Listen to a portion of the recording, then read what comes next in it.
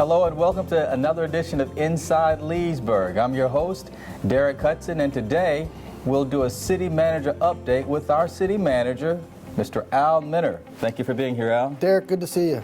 So quite a bit has happened since we got together last time, and one topic that I want to make sure that we bring up is the fact that we have a champion or a championship team in our midst, the Leesburg High School boys basketball team. That's right, Derek. This is, I think, marks the third time that they've won the state championship. So the Yellow Jackets did Leesburg proud, and the city commission, we held a parade for them about a week ago.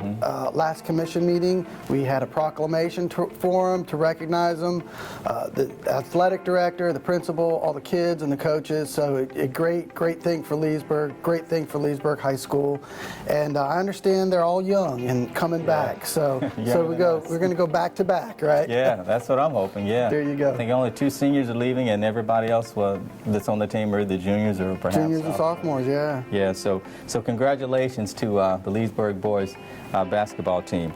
Now we have something new developing at the Leesburg International Airport.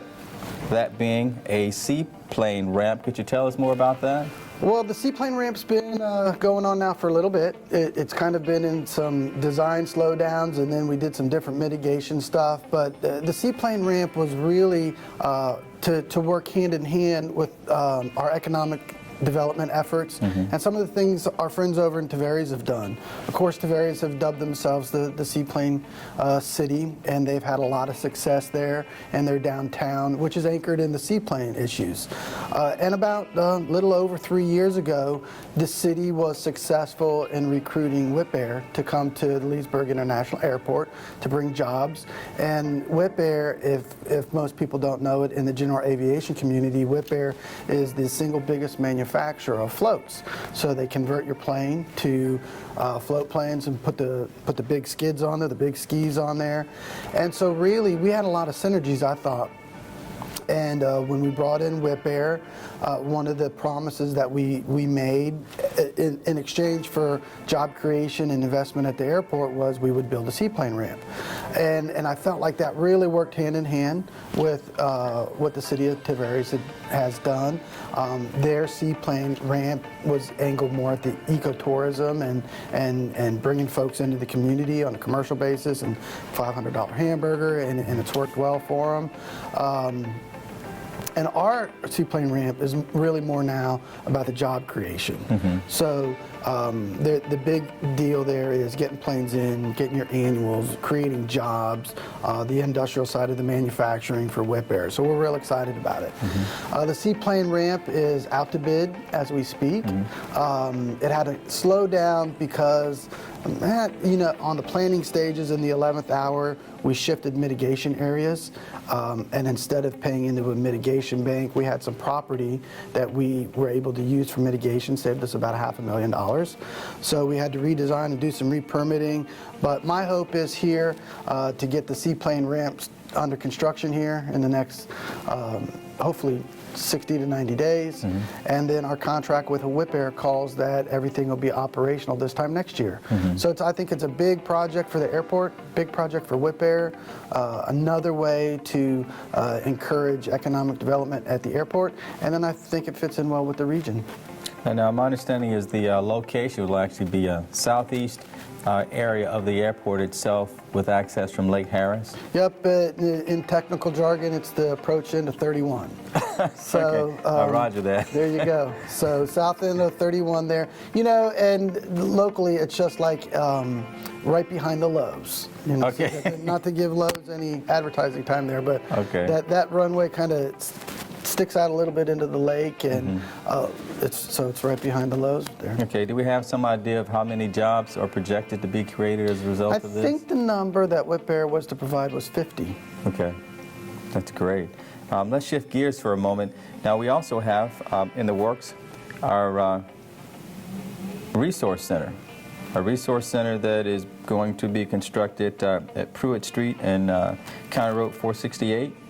Can you tell us a little bit more about that? Yeah, that's the old Christian Court site. We've talked about it a lot, and I think that project is really important. One of the biggest things I think that we do in Leesburg is we really try to fight blight and help low to moderate income folks.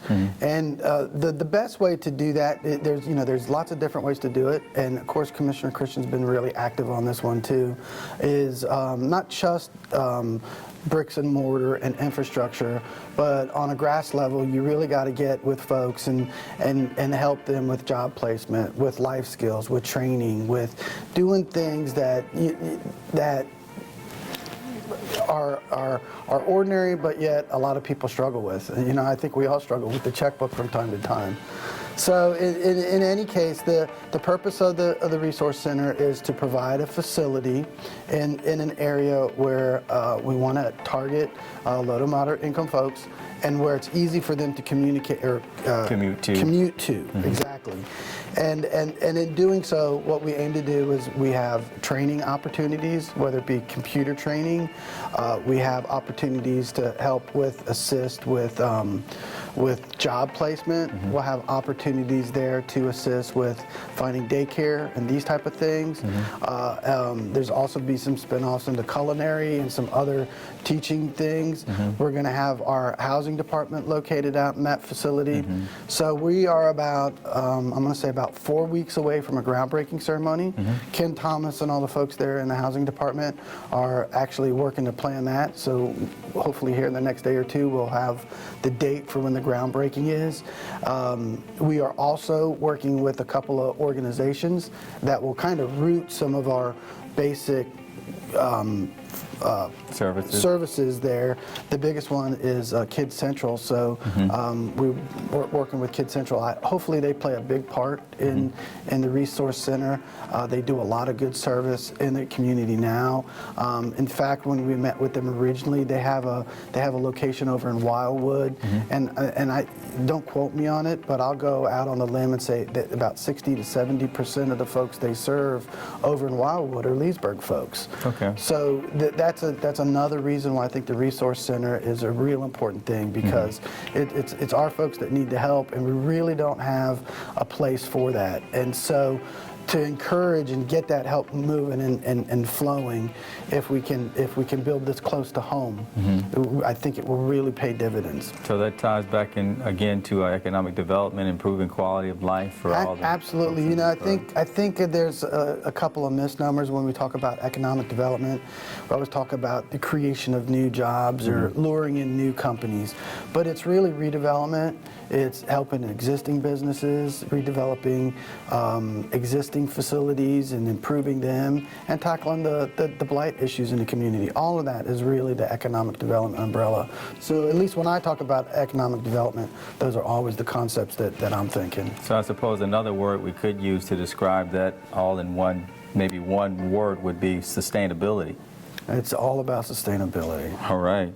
Speaking of sustainability and quality of life, we're also working and almost done with the splash pad and the pavilion at Venetian Gardens. Could we talk about that for a moment? Absolutely. We, and I think in the last year or so, quietly, we've been getting a lot of stuff done, and we've got a lot of stuff on deck to start moving into. We've talked about the FSL program on the show in the past. We've talked about the community center proposal, the ski beach improvements. All those things are to come. We're getting ready to go out to bid on the 27 Gateway issue. That's got a lot of press here lately. We're about ready to wrap up final design on the ski beach improvements. Got the community center thing we're waiting on some soil samples for. My hope, come June, some of these things we've been talking about now really start moving. In fact, the state's moving. They should start working on the Dixie project now in August. Complete streets. So, on the complete streets. And we even talked about the complete streets on 27. So that's in the hopper. So back to the splash pad, we hopefully we're shooting again to break ground about the same time we do on the Resource Center. So we've got the splash pad about finished up. We've got the pavilion there at Rogers Park about finished up. I think those improvements look awesome, and that really finishes off phase one of Venetian Gardens, where we went into that northwest corner and really reshaped it and rescoped it. And I think it's a great improvement. It's attractive. At the next meeting, we're going to be talking about our fee policy for the splash pad and getting people out there. So I think I'm excited. It's nice to see. Nice to see. We talked about this for a long time. It finished up, and really all the genesis of all that stuff came from the visioning session we did that this summer in 14. So I think, like I said, I think we're doing a lot of things quietly, getting a lot of stuff done. So right there in that one section right next to Dixie Highway, we'll have splash pad and the pavilion are next, and they're right next to Kids Corner. So that one section will be done, right? Essentially. Yep. Okay. Let's talk about public works. We have a few public works projects that are underway. We've got actually 3 that I have listed here. Let's talk about the belt press at the Canal Street. Yeah, that's not a real sexy conversation, no, but it's an important one. And one of the things that the city's charged with, and these are another things where I think we've gotten a lot of things done quietly, and that's a good thing. But one of the big things there, obviously we're in charge of the wastewater reclamation and water treatment and these type of things. And one of the big things that we had done is we have 2 wastewater facilities here in town. We have the canal plant up here off of 441. Of course, we have the turnpike plant off of the turnpike down there on 470. But in any case, when you treat wastewater, basically once wastewater leaves your home, I don't think anybody thinks about it. Most but you've got about, like I say, it's not a sexy conversation, but it's an important one, environmental one, and it's a huge service. And we've got almost about 20 guys here and ladies in the city of Leesburg that take care of all of that for us. But in any case, we've got 2 facilities, and when you treat wastewater, you got 2 byproducts. You got the effluent, which is the clear water, and then you also have the treated sludge. And what our process has been for years and years here in Leesburg is we have the 470 property, which is about 1,600 acres, and we are permitted to dispose of that effluent, gray water, by literally, you've got the old sprinkler thing going, right? We spray it on the field. And it's high quality reclaimed use. So just like if you're out at the golf course, these days almost every golf course you're at is reclaimed water. So we do have some reclaimed contracts, and we have some reuse, and it's about split 50-50 these days. So you've got that gray water product that we spray, and then we also have the sludge product, and then the sludge is disposed of lots of different ways. But in Leesburg we're land rich, which is good and bad, and we've been taking that sludge and we've been land applicating it out at the 470 property. Again, within permits, it's treated, it's stabilized, but the downside of it is it's a land hog. So we're blessed, but there's also a better way to do that business. And so we have invested about $1 million in what they call a belt press, and essentially what it does is it squeezes some of the water out of the sludge, and turns, instead of a sludge that you land applicate like a spray, it turns it into a patty. And it helps the process of the digesting, it helps with the treatment process at the plant, and then it provides a finished product. So why is this important to us, why we're going into this? Well, 2 reasons.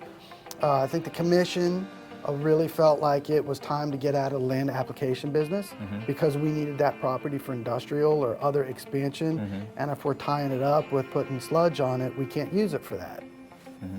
And then, of course, environmentally too, while everything's sound, there's a better way to do things. And these days with the belt press, you ultimately go into a product that's a little more stable, and then it gives you multiple ways to dispose of it without having to use our land application. So right now, once the belt press at the canal plant, which is where the majority of our flow is, should be up and operational. We've gone through kind of a trial and error stage and fine-tuning everything, so we should be flying on that 100% now by the end of the month. And then we'll have two options for disposal. Either now, landfill, a Class 1 landfill will take that treated sludge, or land application of that, but then we can haul it off and you can haul more volumes because the liquid's not there, the weight goes down, and you're basically now spreading compost. The bio press was a big project for us, and hopefully here we're going to start duplicating it there at the Turnpike plant, and then that will really eliminate and open up that property on 470 for development. All right, so it takes away constraints when it comes to options that we have. Yeah, it's taken about a year, but at the end of the day, I think we've got a really good system in place. That's good news. Yeah. And then on some of those other issues, we just finished up the restrooms. Since we're talking about wastewater. Yeah, I was going there next. So we finished up the restrooms there at Susan Street, and one of the goals the commission has wanted is to beautify our parks and provide good amenities. And the restroom at Susan Street, I think, also serves as a storage garage for the play equipment and the field equipment out there. So that's complete. It looks great. And then we're also duplicating a little bit of a version of that where we've got busy parks like a Singletary Park where everybody goes and put your boat in and hurl along up here on Lake Griffin.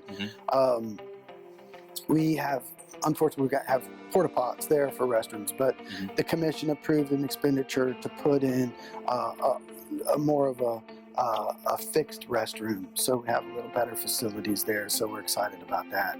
So between all these things, the 27 project, the community center project, the ski beach project, the Rogers Pavilion, the resource center, FSL. the FSL program that we're really trying to do, we've really got a lot of things going. We're getting back into budget time now, so I'm sure in the next meeting we'll talk about budget stuff, which and you'll get by pretty soon. Puts everybody to sleep except the city manager.